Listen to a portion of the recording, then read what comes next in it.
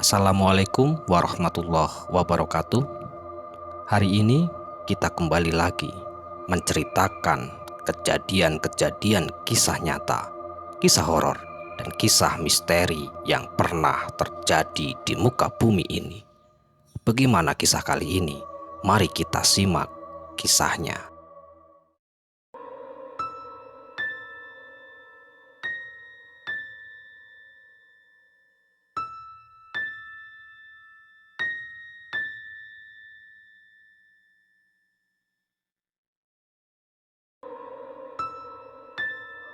Tangerang, sekitaran tahun 2015.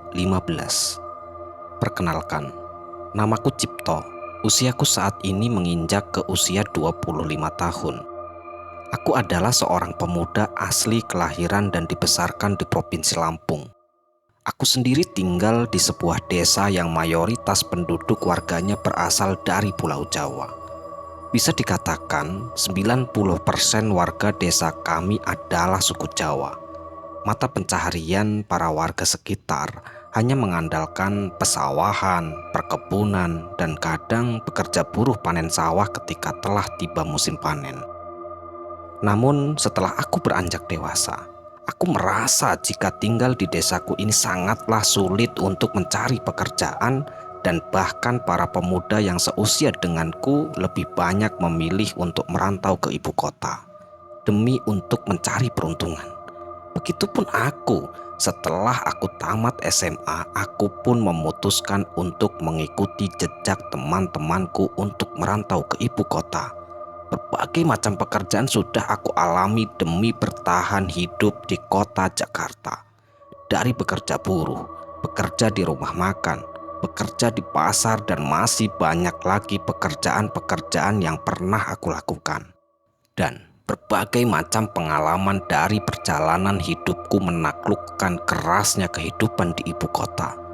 Setelah sekian banyak pekerjaan kulakukan, sekian lamanya aku merantau di ibu kota, tak satu pun yang cocok dan membuahkan hasil selama aku merantau. Hingga akhirnya aku pun memutuskan untuk pulang kampung lalu ikut bekerja dengan salah satu pamanku yang menjadi seorang mandor proyek pembangunan. Dan disinilah awal cerita ini terjadi. Kala itu, ketika aku bersama teman-temanku telah usai menggarap sebuah proyek pembangunan pusat perbelanjaan yang ada di daerah Bandung. Kala itu, kami pun memutuskan sementara waktu untuk beristirahat dan tinggal di kampung sembari menunggu proyek selanjutnya. Waktu demi waktu terus berlalu hingga akhirnya hari menjelang siang. Nampak sebuah warung kopi yang berada di lokasi di pinggiran jalan tempat tinggalku itu terlihat tidak begitu ramai pembeli. Aku yang baru saja sampai pun langsung bergegas masuk dan memesan segelas kopi hitam kesukaanku. Lalu kemudian aku duduk di salah satu kursi panjang yang berada di depan warung. Baru saja aku menyalakan sebatang rokok. Tiba-tiba saja handphoneku yang kuletakkan di atas meja di depan tempatku duduk itu pun berbunyi, dan kulihat tertulis di sana nama Pak Mus dalam panggilan itu. Aku pun lalu bergegas mengangkat teleponku yang sesaat kemudian terdengarlah ucapan salam. Aku pun menjawab salam itu yang kususul dengan sebuah pertanyaan. "Iya, gimana Pak, ada apa ya?" Kemudian disusul pertanyaan balik Pak Mus kepadaku. "Kamu lagi di mana sekarang, Cip?" "Oh, ini lagi di rumah, Pak. Baru saja pulang dari Bandung 3 hari yang lalu," jawabku. Jadi gini, Cip. Kira-kira nih, kamu mau nggak berangkat lagi? Kita ada proyek ini di Tangerang. Nanti kalau kamu mau, bawa tukang 5 orang. Karena saya di sini sudah ada 3 orang tukang dan 4 kenek, jawab Pak Mus sembari menjelaskan tujuannya menelponku kala itu. Dan singkatnya, dalam perbincangan siang itu, aku yang sudah dijelaskan akan pengerjaan sebuah proyek apartemen itu pun mengiyakan permintaan Pak Mus dan meminta waktu 4 hari untuk mencari tukang sebelum keberangkatan. Pak Mus sendiri merupakan salah satu mandor proyek yang sudah kukenal setelah aku berkecimpung di dunia pembangunan. Dan Pak Mus sendiri berasal dari daerah Purwodadi, Jawa Tengah. yang memang aku sendiri pun sering ikut bekerja dengan beliau ketika pamanku tak ada proyek. Aku setelah itu langsung menelpon beberapa teman-temanku yang juga seorang tukang bangunan. Dan dari beberapa teman-teman yang sudah aku hubungi siang itu, akhirnya ada 2 orang yang bisa ikut, yaitu Aris dan bersama Saipul. Sedangkan beberapa sudah mendapat pengerjaan di luar kota. Aku pun di sini juga meminta tolong kepada kedua temanku yaitu Aris dan Saipul untuk mengajak ataupun mencarikan tukang bangunan kenalan mereka yang sekiranya mau ikut bekerja di Tangerang. Satu hari menjelang keberangkatan, Aris pun menelponku. Ia mengatakan bahwa ada 2 orang temannya yang berasal dari Tegal yang ingin ikut bersama.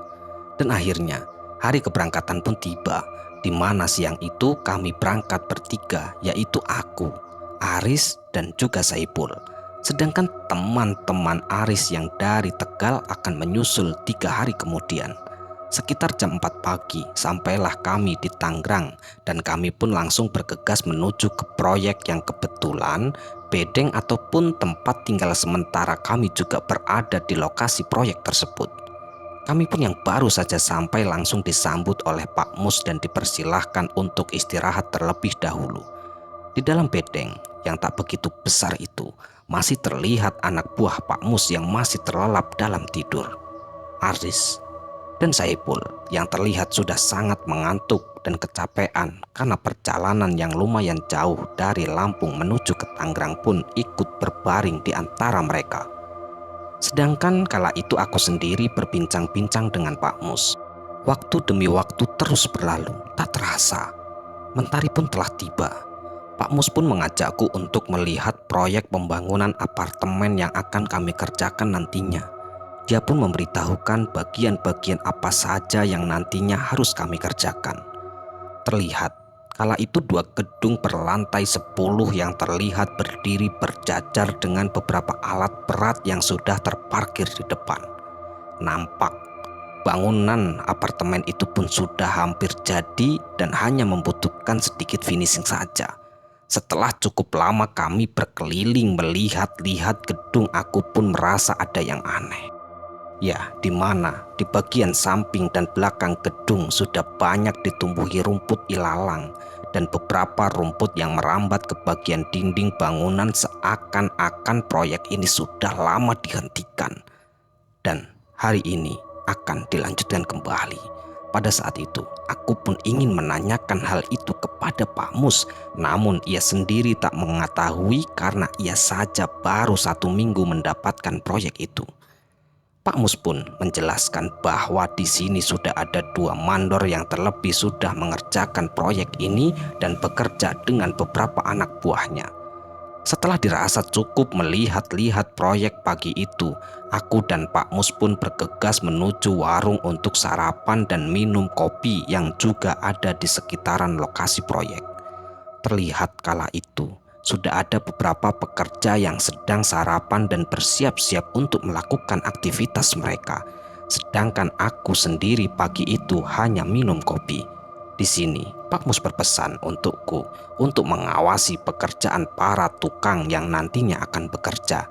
Sedangkan ia sendiri akan mengawasi proyek lain yang berada di Surabaya. Setelah selesai minum kopi, kami pun lalu bergegas kembali ke bedeng di mana ternyata sebagian dari pekerja Pak Mus sudah berangkat ke proyek. Kala itu, aku melihat ukuran bedeng yang terlalu kecil untuk ditempati para pekerja. Pada akhirnya, aku pun di sini mengusulkan kepada Pak Mus untuk mencarikan rumah kontrakan untuk aku dan para pekerja tempati nantinya. Dan Pak Mus setuju kala itu akan permintaanku. Ia pun berjanji akan secepatnya mencarikan rumah kontrakan. Kulihat jam tanganku kala itu. Jarum jam sudah menunjukkan pukul 7.30. Aku pun segera berpamitan untuk mengantarkan Aris dan juga Saipul ke proyek. Sekalian akan mengawasi pekerjaan 7 anak buah Pak Mus yang sudah berangkat. Waktu demi waktu terus berputar. Tak terasa 2 hari telah berlalu. Semua pekerjaan pun berjalan dengan lancar tanpa sedikit pun hambatan. Dan Pak Mus pun kini sudah mendapatkan sebuah rumah yang akan disewakan untuk kami tempati nantinya. Dan ternyata rumah itu milik Pak Hasim, di mana Pak Hasim sendiri bekerja menjadi salah satu satpam di proyek ini juga. Aku pun diajak oleh Pak Mus bersama Pak Hasim untuk melihat rumah yang kami tempati nantinya. Dan ternyata lokasi rumahnya lumayan jauh dari proyek yang akan kami kerjakan nanti. Setelah lumayan lama kami berjalan, sampailah kami ke rumah yang akan kami sewa. Dari luar pagar, terlihatlah sebuah rumah yang cukup besar dan memiliki pekarangan yang cukup luas. Kami pun segera masuk untuk melihat kondisi di dalam rumah, meskipun terlihat ceceran daun-daun mangga dan sampah kering di teras depan. Serta di dalam rumah banyak sekali debu dan juga sarang laba-laba menghiasi langit-langit rumah itu. Entah kenapa, aku yang baru melihat rumahnya pun merasa cocok dikarenakan ukuran rumahnya yang lumayan besar, sehingga akan cukup nyaman untuk kami tempati. Dan kebetulan pagi itu juga datanglah teman Aris yang berasal dari Tegal, yaitu Galuh dan Pogi. Sehingga nantinya rumah ini akan kami tempati bersebelas. Aku, Aris, Saipul, Galih, Pongki, dan ketujuh pekerja yang sedari awal sudah dibawa Pak Mus. Melihat aku yang merasa cocok akan rumah ini, Pak Mus pun langsung bernegosiasi soal harga sewanya bersama Pak Hadi. Dan karena fasilitasnya memang tidak tersedia apapun di rumah ini, hanya ada listrik, ada air pump, tanpa ada peralatan rumah tangga, jadi harga sewa pun termasuk rumah itu sangatlah murah, yaitu sekitar 1.500.000 per 3 bulan. Setelah sudah tercapai kesepakatan untuk harga sewa, kami pun bergegas kembali ke proyek. Dalam perjalanan kembali menuju ke proyek, kala itu aku sendiri sempat bertanya kepada Pak Hasim, kenapa rumah itu dikosongkan dan di mana saat ini Pak Hasim tinggal. Pak Hasim pun kala itu menjawab jika rumah itu merupakan pemberian dari orang tuanya, sedangkan ia saat ini sendiri tinggal di sebuah perumahan di belakang gedung proyek bersama anak dan juga istrinya. Singkat cerita, sudah hampir 2 minggu ini kami bekerja. Mulailah terjadi keanehan demi keanehan di proyek dan juga rumah kontrakan yang kami tempati. Di mana di situasi malam, aku yang baru saja selesai dari kamar mandi hendak kembali masuk ke kamar. Kala itu aku tiba-tiba saja melihat sesosok anak perempuan memakai baju putih berlengan panjang yang terlihat berjalan masuk ke dalam kamarku. Aku yang melihat hal itu pun sedikit kaget dan terkejut, kemudian bergegas masuk ke kamar mencoba mencari keberadaannya. Namun, aku tidak dapat menemukan sesosok anak kecil itu. Malam itu, aku pun mengabaikan apa yang baru saja aku lihat dan menganggap mungkin itu hanya halusinasi saja. Tapi kenyataannya, di pagi harinya aku kembali melihat sosok anak kecil itu, di mana pagi itu aku yang hendak berangkat ke proyek menyusul teman-temanku yang sudah terlebih dahulu berangkat. Aku yang hendak keluar dari dalam rumah tiba-tiba saja dikejutkan kembali dengan anak kecil yang entah dari mana asalnya. Tiba-tiba anak kecil itu berlari dari arah belakangku lalu keluar dari rumah itu. Spontan, aku pun langsung berusaha mengejar anak itu. Namun lagi dan lagi, di depan rumah aku tak dapat melihat sosok anak kecil itu. Dan dengan rasa penasaran, aku pun lalu berjalan menuju ke proyek tempatku bekerja. Aku yang kala itu baru saja sampai di proyek kembali lagi dikejutkan dengan hadirnya sosok anak kecil perempuan itu. Di mana waktu itu dari kejauhan, aku melihat sosok anak perempuan itu sedang berdiri di depan pintu masuk proyek sambil matanya menatap ke arah gedung tempatku bekerja. Aku pun mulai mendekati dan hendak menanyainya, akan tetapi anak itu kembali menghilang secara tiba-tiba. Siapa sebenarnya sosok anak kecil itu? Gumamku. Waktu itu yang kemudian aku pun melanjutkan perjalanan masuk ke dalam proyek. Aku bergegas masuk ke dalam gedung dan langsung menuju ke arah lantai 5 di mana teman-temanku sedang melakukan pemasangan keramik di kamar mandi.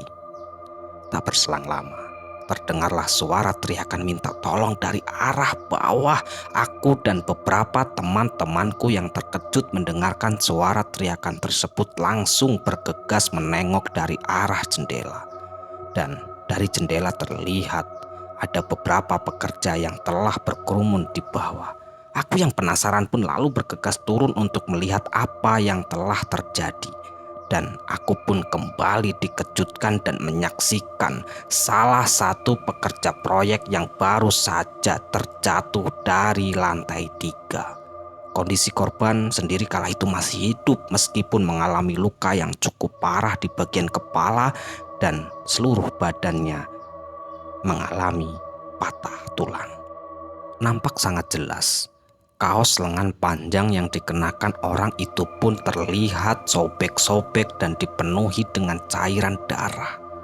Tak berselang lama, datanglah salah satu pelaksana proyek dengan membawa mobil, lalu bergegas mengantarkannya ke rumah sakit. Para pekerja pun kembali melanjutkan pekerjaan mereka masing-masing, dan dari sinilah mulai terjadi keanehan demi keanehan yang aku dan teman-temanku alami di proyek ini. Di sore harinya, aku yang kala itu sedang menikmati segelas kopi di tangga sambil mengawasi para tukang bekerja. Tiba-tiba saja aku terkejut ketika melihat ada jejak kaki yang melangkah di depanku, di mana jejak kaki itu terlihat dengan jelas di lantai yang banyak debu karena bekas potongan keramik. Sedangkan aku sendiri tidak melihat sosok yang tengah melintas di depanku kala itu.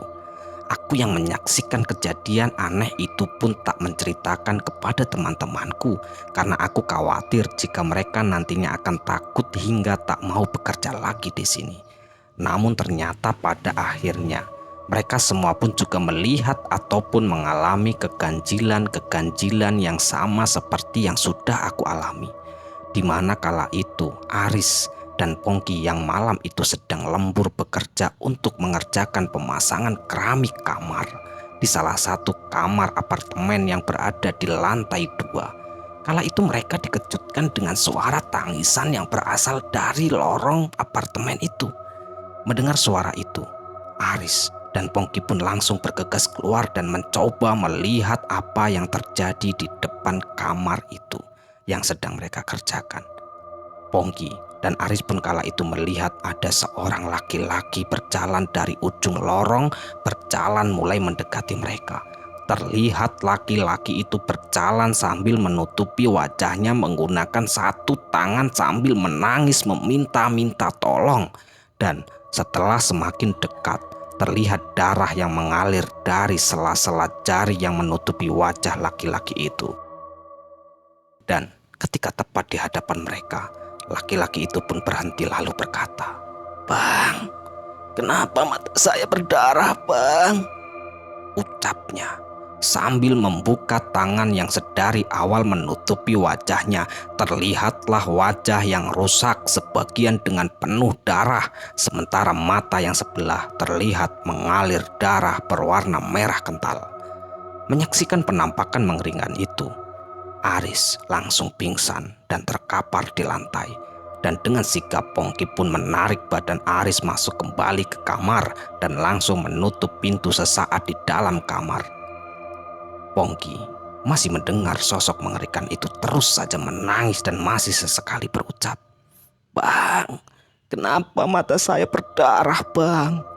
Dalam keadaan panik, Pongki pun langsung menelpon Galih yang sedang bekerja di lantai 2 yang kebetulan aku pun kala itu berada di sana, dan juga beberapa pekerja lain. Kami pun bergegas untuk turun ke lantai untuk melihat keadaan Pongki dan Aris.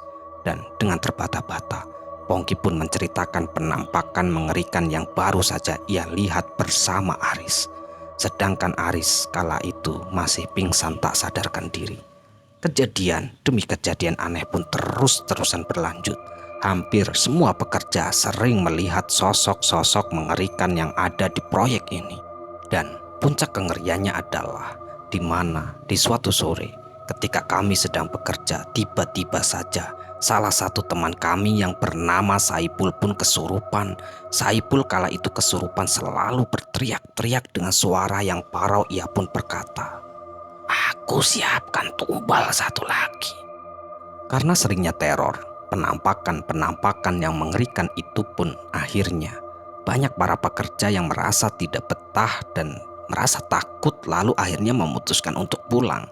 Entah itu dari pekerja mandor lain ataupun anak buah Pak Mus sendiri. Aku pun yang kala itu awalnya mengawasi 11 pekerja, akhirnya di minggu keempat aku tinggal mengawasi 7 pekerja saja, yang mana itu sudah termasuk Aris, Saipul, dan kedua teman-temannya yang berasal dari Tegal. Sedangkan penampakan sosok anak kecil perempuan di rumah kontrakan yang kami tempati pun masih sering menampakkan diri. Entah yang melihat penampakan itu aku sendiri ataupun teman-temanku yang lain juga pernah melihatnya. Tapi yang pasti aku sendiri di sini tidak pernah menceritakan kepada mereka. Begitu pula mereka tidak pernah ada yang bercerita jika melihat penampakan anak kecil seperti yang sudah aku lihat. Ya, begitulah teror demi teror, penampakan demi penampakan selalu menghantui kami para pekerja. Namun, semua itu tidak membuat kami untuk putus asa. Hingga akhirnya, tanpa disengaja, aku yang pagi itu baru selesai mengecek pekerjaan teman-temanku pun ingin meminum kopi. Aku pun memutuskan ke warung yang berada di sebelah proyek dan kebetulan di warung itu ada Pak Hendra dan ada tukang ojek pangkalan. Pak Hendra sendiri adalah salah satu pelaksana proyek yang sedang aku kerjakan. Sambil menikmati kopi pagi itu, aku dan Pak Hendra pun langsung berbincang-bincang soal proyek yang sedang kami kerjakan.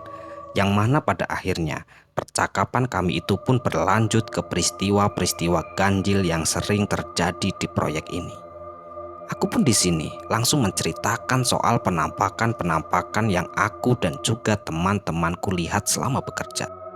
Setelah mendengarkan semua ceritaku, Pak Hendra pun hanya tersenyum yang sesaat kemudian menunjukkan foto dan juga beberapa video dari HP-nya.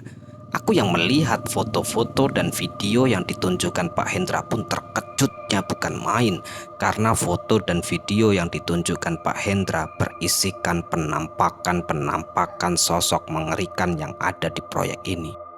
Aku melihat satu foto yang diperlihatkan di mana gedung apartemen berlantai 10 yang kami kerjakan terlihat ditutupi sebuah tangan yang sangat besar dan berbulu hitam. Dan gambar itu didapat dari kamera pengawas CCTV yang terdapat di depan proyek. Sedangkan di salah satu video memperlihatkan ada sosok kuntilanak dan dua bocah berkepala pelontos seperti tuyul sedang bermain di atas alat berat yang berada di depan gedung. Dan menurut Pak Hendra, video itu diambil oleh salah satu satpam yang bekerja pada malam itu. Setelah memperlihatkan foto dan juga video penampakan itu, Pak Hendra pun bercerita jika semua ini dari awal adalah kesalahan kami para pelaksana proyek. Di mana di awal pembangunan kami sebenarnya sudah diperingatkan oleh warga untuk melakukan ritual selamatan agar proyek ini nantinya berjalan dengan lancar. Karena tanah yang akan dibangun proyek ini dulunya merupakan bekas pemakaman dan memang terkenal cukup angker.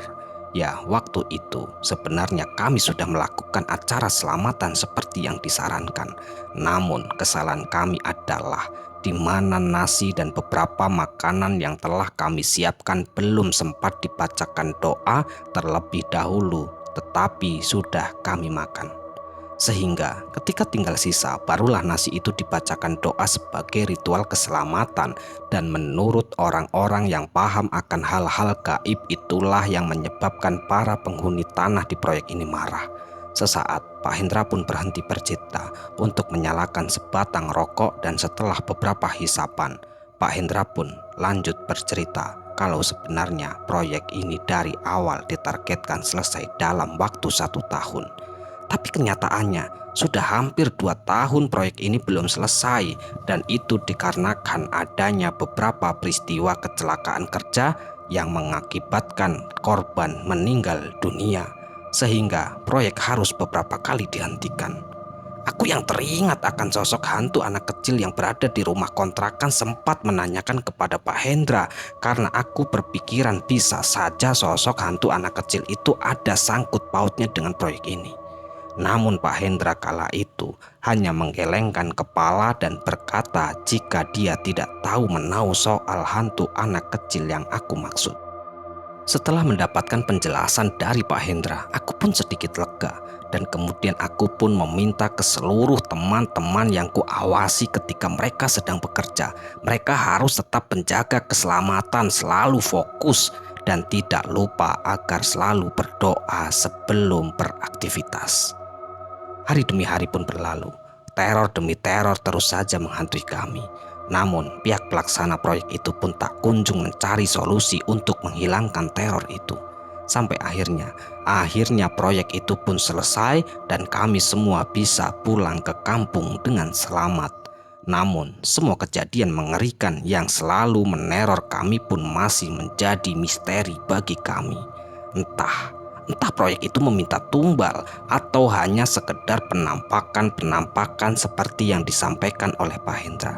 Dan yang paling penting, kami telah selesai dan kembali dengan selamat.